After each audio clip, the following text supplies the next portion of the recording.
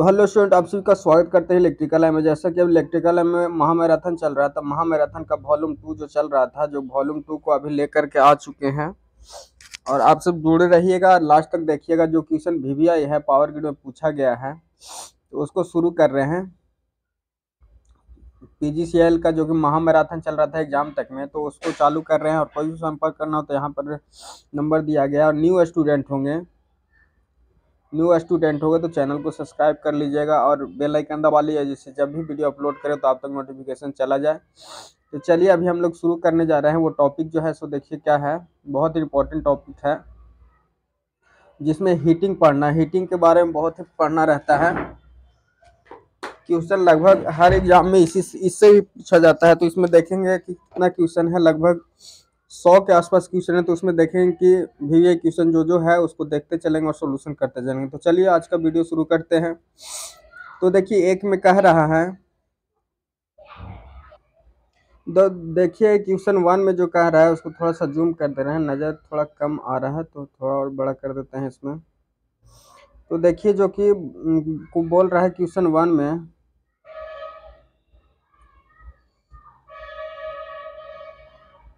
Volume 1 में कह रहा है कि direct resistance heating is use. Direct resistance heating किसमें यूज किया जाता है? क्वेश्चन नंबर 1 का आंसर दीजिएगा, कमेंट में अपना नंबर आंसर बताते रहिएगा जो भी है। तो थोड़ा सा इसको अभी नजर आ रहा है, आगे नजर नहीं आएगा। तो डी है जो ऑल ऑप्शन है, इलेक्ट्रोड ब्लास्ट में यूज करते हैं। डायरेक्ट साल्ट वाज फैरेंस में यूज किया जाता है। रेजिस्टेंस वेल्डिंग में यूज किया जाता है। किसको? डायरेक्ट रेजिस्टेंस मेथड को।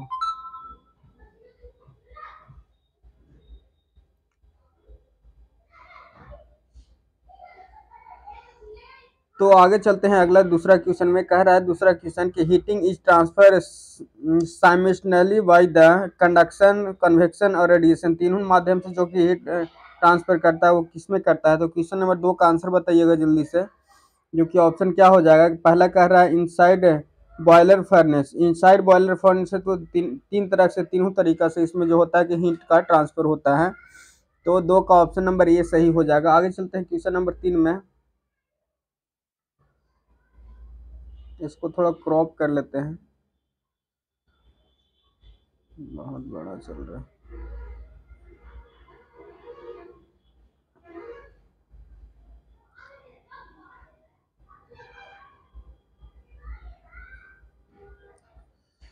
क्वेश्चन नंबर 3 में कह रहा है कि the electrode of the direct arc furnace made रहता है। किस चीज़ का बना रहता है? इलेक्ट्रोड जो डायरेक्ट आर्क फर्नेस का किस चीज़ का बना होता है? तो ऑप्शन देखिएगा और आंसर बताइएगा। जो ऑप्शन जो है सो बी हो जाएगा, ग्रेफाइट का बना हुआ रहता है, जो कि आर्क में जो भी फर्नेस में रहता है। तो आगे चलते हैं, देखिए इसमें फिगर दिया गया है, आर्क फर्नेस कैसे इलेक्ट्रोड बना हुआ रहता है। दोनों में शॉक प्लस माइनस देते हैं, और इसमें शॉक होता है और आर्क पैदा होता है, जिससे हीट पैदा होता है। तो आगे क्वेश्चन नंबर 4 में देखिएगा, कह रहा है कि which of the following method is the heating is the not dependent on the frequency. Frequency पर डिपेंडेंट कौन नहीं करता है? Heat is not dependent on frequency. तो इंडक्शन हीटिंग करता है, इंडक्शन हीटिंग करता है। तो 4 का ऑप्शन आंसर बताइए क्या होगा? 4 का आंसर जो कि बताइएगा, डाइलेक्ट्रिक फ्रीक्वेंसी पर होता है। और इलेक्ट्रिक रेजिस्टेंस हीटिंग वो होता है जो कि फ्रीक्वेंसी पर डिपेंड नहीं करता है। क्वेश्चन नंबर 4 का सी ऑप्शन सही हो जाएगा। देखिएगा फॉर्मूला यहाँ पर दिया गया है, एडी करंट लॉस होता है, के होता है बी मैक्स स्क्वायर, थिकनेस का स्क्वायर, फ्रीक्वेंसी का स्क्वायर, और वॉल्यूम यहाँ पे होता है। हिस्टेसिस में होता है कि एन बी 1.6 होता है, फ्रीक्वेंसी वॉल्यूम पर डिपेंड करता है, जो कि P directly proportional F square, P directly होता है एफ का। तो दोनों देख लिए। आगे चलते हैं,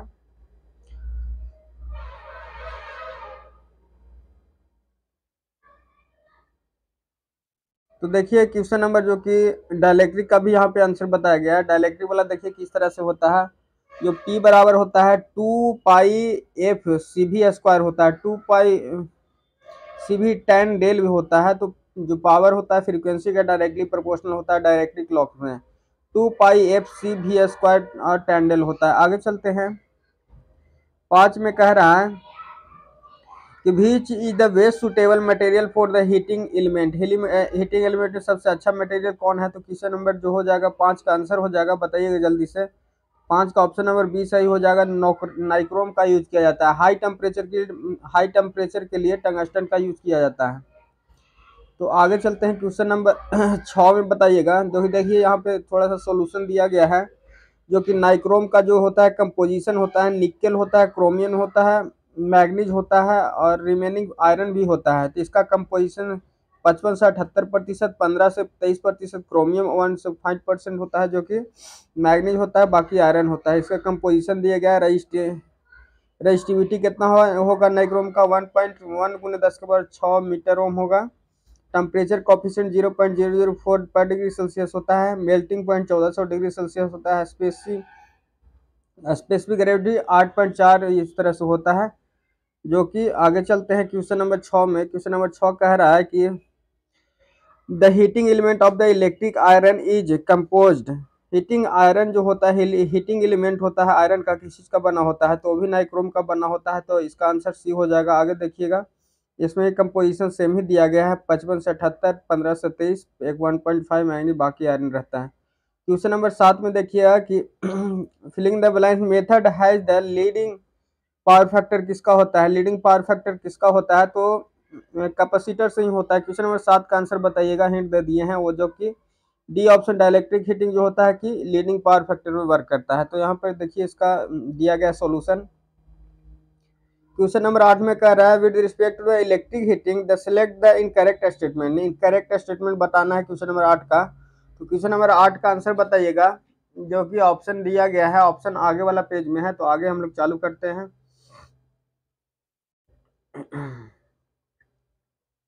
अगला पेज को लाते हैं।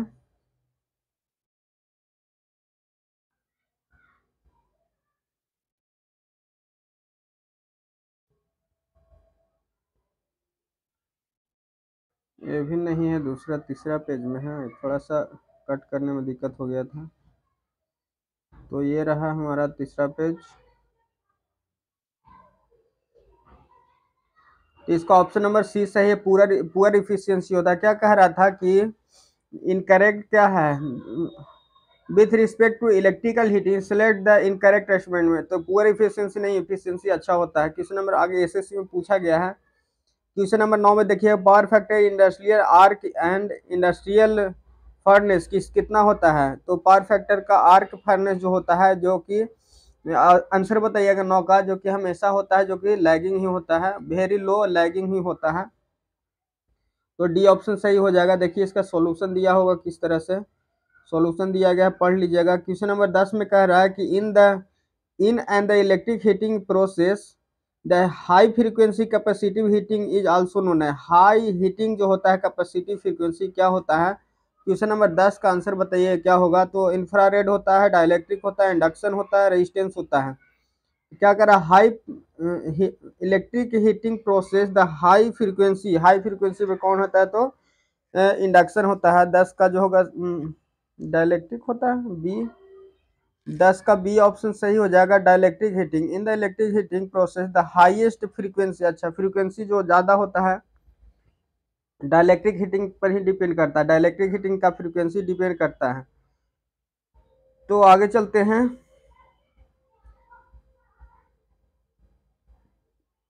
क्वेश्चन नंबर 10 में डाइलेक्ट्रिक हीटिंग हो जाएगा। आगे चलते हैं। क्वेश्चन नंबर 11 में क्या कह रहा है? क्वेश्चन नंबर 11 कह रहा है कि in the dielectric heating current flow through. Current किससे फ्लो करता है? तो आयनिक charge between the dielectric medium. तो ऑप्शन जो 11 का आंसर बताइएगा जल्दी से। 11 का ऑप्शन जो हो जाएगा क्या हो जाएगा? ऑप्शन डी है, डाइलेक्ट्रिक भी दिया गया। तो डाइलेक्ट्रिक हो जाएगा answer. In the dielectric heating current flow through the dielectric से, डाइलेक्ट्रिक के थ्रू करंट फ्लो करता है। आगे चलते हैं, जो कि 12 का आंसर बताइएगा। A DC pointer meter designed for the measurement about 2 volt with the side wire is 1600 meter. Standard 12 1.2 volt balance इतना mm टेल द। इस तरह का क्वेश्चन देखिए कहाँ पूछा? DSSD जेई में पूछा गया। 12 का जो कि बनाइएगा, थोड़ा सा बनाने वाला क्वेश्चन है।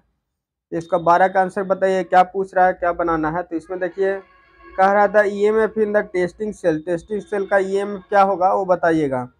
तो स्टैंडर्ड सेल का EMF जो दिया गया है वो कि 1.2 वोल्ट दिया गया है। 1.2 वोल्ट दिया गया है। और जो दिया गया है लेंथ L1 दिया गया है 1200 mm, 1200 mm दिया गया है। उसके बाद जो दिया गया वर्किंग करंट निकालने के लिए बोल रहा है। तो देखिए कि वोल्टेज दिया गया है और लेंथ दिया गया है।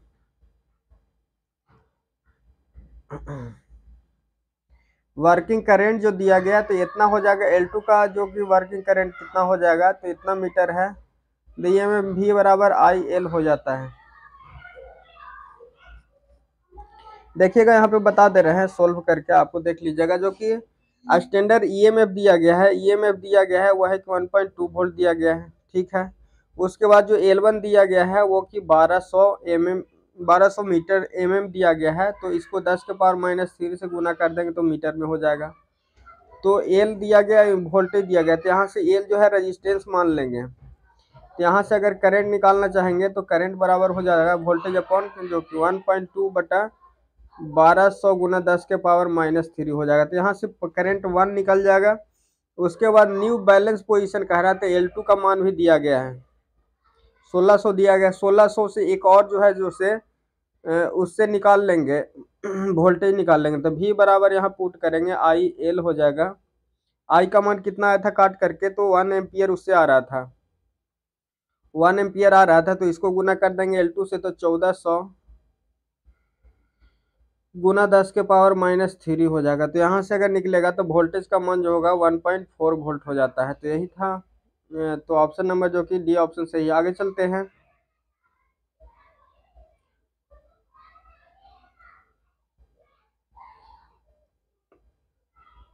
देखिए पे यहाँ बनाया गया, वोल्टेज दिया गया है इतना, इसका लेंथ इतना था तो मीटर में चेंज कर दिया। उसके बाद जो है कि करंट, वर्किंग करंट निकाल लिया 1 एम्पियर, फिर L2 में जो कि मीटर में चेंज कर दिया। उसके बाद जो वोल्टेज निकालना था V बराबर IL लगा दिया, और L का मान जो है रेजिस्टेंस का मान हो जाएगा। तो करंट 1 एम्पियर आया था, 1 गुना इतना कर दिया तो वोल्टेज इतना आ गया। आगे चलते हैं 13 में। For the heating non conducting material follow heating किससे होता है? नॉन कंडक्टिंग डाइलेक्ट्रिक से होता है। तो आगे चलते हैं। क्वेश्चन नंबर 14 का आंसर दीजिए, क्या कह रहा है? In the resistance furnace atmosphere क्या होता है? एटमोस्फेयर ऑक्सीडाइजिंग हो जाता है, डीऑक्सीडाइज, रिड्यूसिंग हो, रिडक्टिंग हो जाएगा, या न्यूट्रलाइज हो जाता है। तो 14 का आंसर बताइएगा। बहुत ही हल्का क्वेश्चन है, जो कि ऑक्सीडाइज हो जाता है। जब भी हीटिंग मटेरियल को इलेक्ट्रिक से चालू करते हैं तो पहले ऑक्सीडाइज हो जाता है। क्वेश्चन नंबर 15 में बताइएगा आंसर क्या है? In the core type furnace the secondary binding has, core type जो फर्नेस होता है सेकेंडरी बाइंडिंग किस तरह का होता है? तो 15 का आंसर बताइए क्या होगा? 15 का नो टर्न होता है, क्योंकि जो कि हीटिंग जो फर्नेस होता है इसमें प्राइमरी कॉइल तो लगा होता है, इस तरह से प्राइमरी कॉइल तो लगा हुआ होता है, लेकिन जो सेकेंडरी होता है इसमें मटेरियल डाला जाता है, तो मटेरियल ही सेकेंडरी कॉइल, नो टर्न होता है। तो आगे चलते हैं 16 में।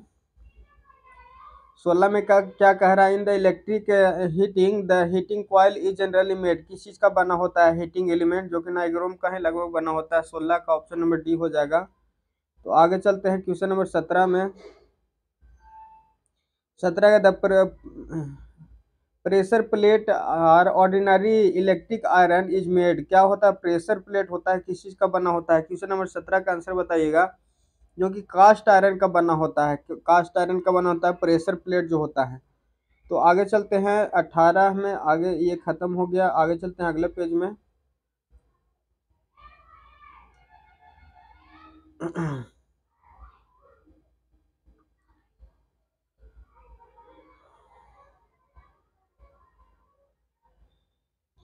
तो यहाँ पे देखिएगा कि 18 में क्या कह रहा है? 18 में बोल रहा है कि the in indirect heating method maximum heating is transfer, किस तरह से होता है इनडायरेक्ट हीटिंग में? तो 18 का आंसर बताइएगा। इनडायरेक्ट हीटिंग जो होता है किस तरह का होता है? तो ऑप्शन नंबर सी होगा, जो कि रेडिएशन से होता है। इनडायरेक्ट हीटिंग जो कि सूर्य सन का लाइट जो आता है, हीट आता है, जो कि रेडिएशन से होता है, तो इनडायरेक्ट हीटिंग है।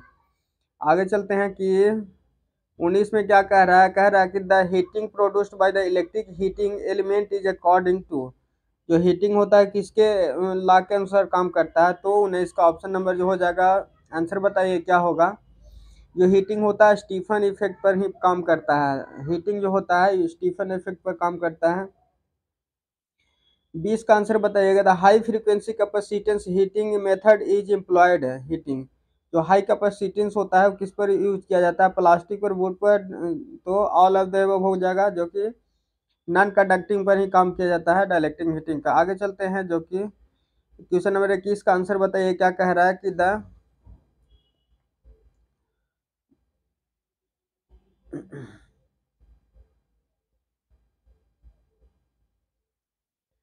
क्वेश्चन नंबर 21 में बताइएगा कि the temperature regulating components of and atmospheric electric iron क्या होता है। तो क्या इसका आंसर बताइएगा कि इसका आंसर जो हो जाएगा डी हो जाएगा, थर्मोनिक हो जाएगा। The temperature regulating component of an atmospheric electric iron, तो थर्मोस्टेट का बना होता है जो कि टेम्परेचर को कंट्रोल करता है। देखिए क्या ये कह रहा है कि harmonic Siemens device the regulating temperature of the electrical iron, it sense the harmonic electric iron beyond the specific value, it give the characteristics of thermostat. आगे चलते हैं, क्वेश्चन नंबर 22 में बताइएगा, what is the resistance of the heating element of an electric heater that take 10 ampere when the connected across the supply 230 volt. तो कह रहा है कि क्या पूछ रहा है, रेजिस्टेंस का मान है, करंट दिया गया, वोल्टेज दिया गया, तो रेजिस्टेंस का मान निकाल के बताइएगा क्या होगा। तो 22 का आंसर बता दे रहे हैं, जो कि बी ऑप्शन सही हो जाएगा, 23 ओम का आसपास आता है। देखिए यहाँ पे निकाल के बता दिया गया। तो 23 का ऑप्शन कह रहा है, इन इलेक्ट्रिक आयरन में माइका यूज किया जाता है। किसके लिए यूज किया जाता है, इंडक्शन हीटिंग के लिए। डाइलेक्ट्रिक हीटिंग में माइका होता है। तो आगे इसका चलते हैं, माइका का ऑप्शन दिया है इधर।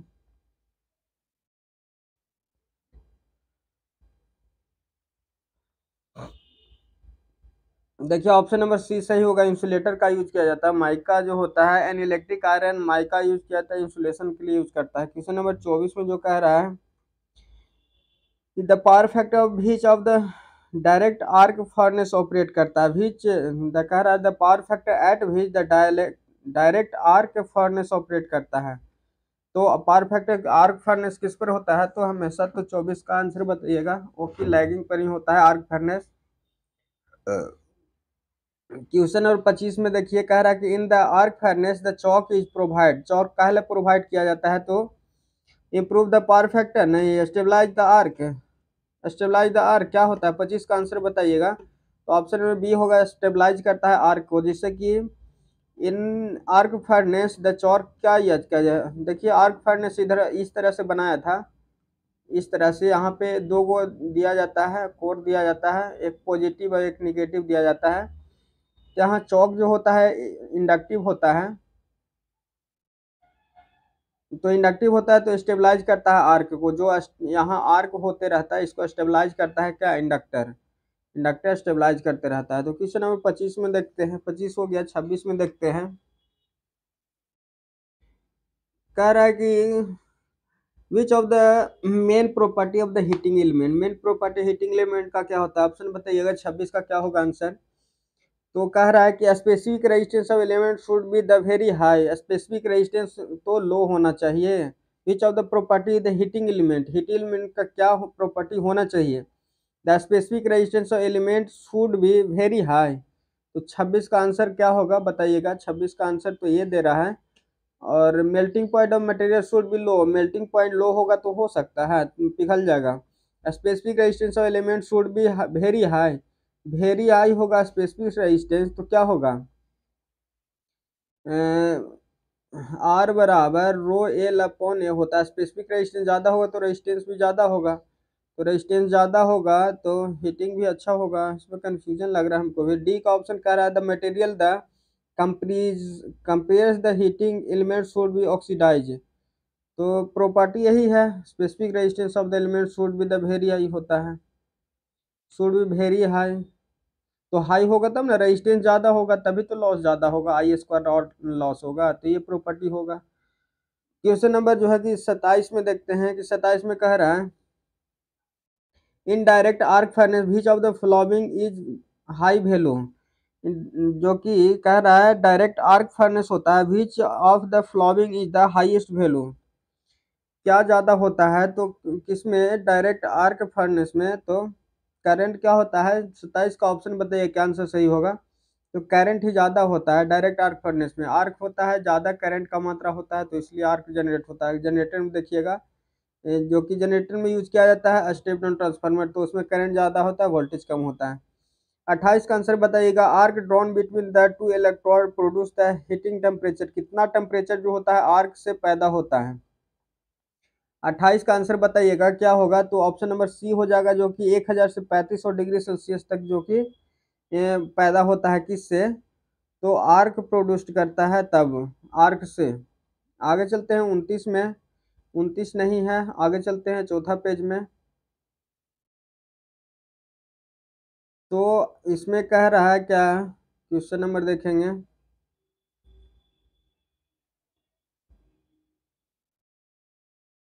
क्वेश्चन नंबर 29 में कह रहा है कि the dielectric heating of the industrial method employed करता है किस रूप में,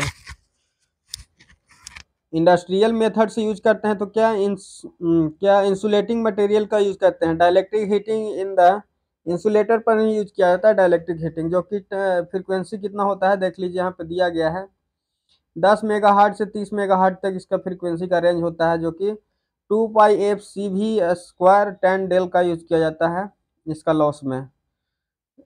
30 में देखिएगा, the select the wrong statement, coil of the electric kettle and electric alarm made of L wire, जो कि यूज किया जाता है। तो 30 का आंसर बताइए क्या होगा। ऑप्शन कह रहा है alloy do not oxidise, oxidise तो हो जाता है इजिली। 30 का आंसर बताइए क्या होगा। 30 का आंसर जो हो जाएगा डी, कह रहा है कि D, the thermal expansion of the alloy is lesser than the pure metal, pure metal से थर्मल एक्सपेंशन कम होता है इसका, तो नहीं, गलत है, जो कि थर्मल एक्सपेंशन ज़्यादा होता है जब हीट टेम्परेचर करते हैं, जो कि rather than the pure metal किसमें यूज किया जाता है, electric iron made of the alloy rather than the pure metal. Pure metal जो दिया गया है प्योर मेटल है, and alloy rather than the thermal expansion of alloy is lesser than the pure metal, जो thermal expansion ज़्यादा होता है alloy का। एलॉय इसलिए किया जाता है कि मतलब उसको अपने अनुसार ढल बनाया जा सकता है, तो ये गलत है, कम एक्सपेंशन नहीं होता, ज़्यादा एक्सपेंशन होता है एलॉय का। 31 का आंसर बताएगा, Ajax Wyatt furnace which type of the furnace, Ajax Wyatt जो फर्नेस होता है किस तरह का फर्नेस होता है, तो आंसर बताइएगा वर्टिकल टाइप इंडक्शन होता है। तो 31 का आंसर बताइएगा, आंसर क्या हो जाएगा, तो वर्टिकल टाइप होता है और एजेक्स टाइप होता है, एजेक्स मतलब वी टाइप होता है और इसमें इंडक्शन ही होता है, इस तरह से इंडक्शन ही होता है और इसमें सप्लाई दिया जाता है, इस तरह से सप्लाई देते हैं और इसमें एग्जैक्ट टाइप होता है। तो यही है कि ऑप्शन नंबर ए हो जाएगा 31 का आंसर जो हो जाएगा। आगे चलते हैं 32 में, जो कि देखिए पीजीसीएल 2018 में पूछा है। आगे चलते हैं क्वेश्चन नंबर जो कि 32 में क्या कह रहा है कि 32 में कह रहा है the low frequency supply is necessary for dielectric capacity core type induction because,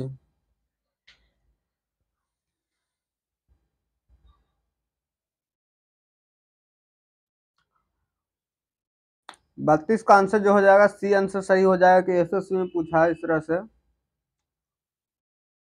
आगे चलते हैं 33 में,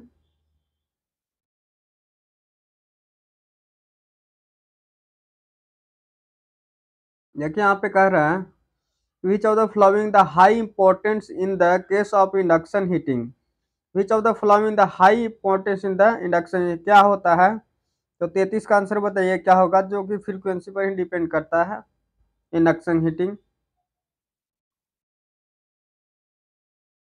34 का बताइएगा कि the main application of indirect arc furnace,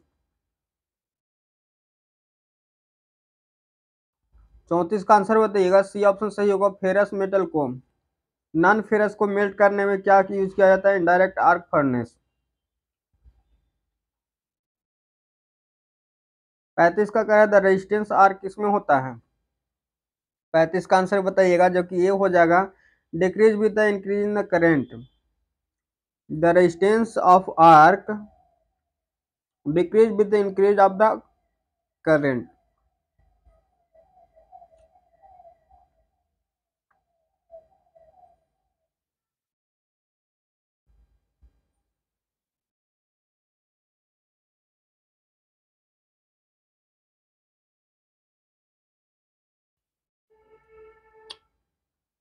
देखिए यहाँ पे 36 में बोल रहा है the ideal method of the heating क्या होता है। तो डाइलेक्ट्रिक हीटिंग होता है कि आइडियल मेथड होता है।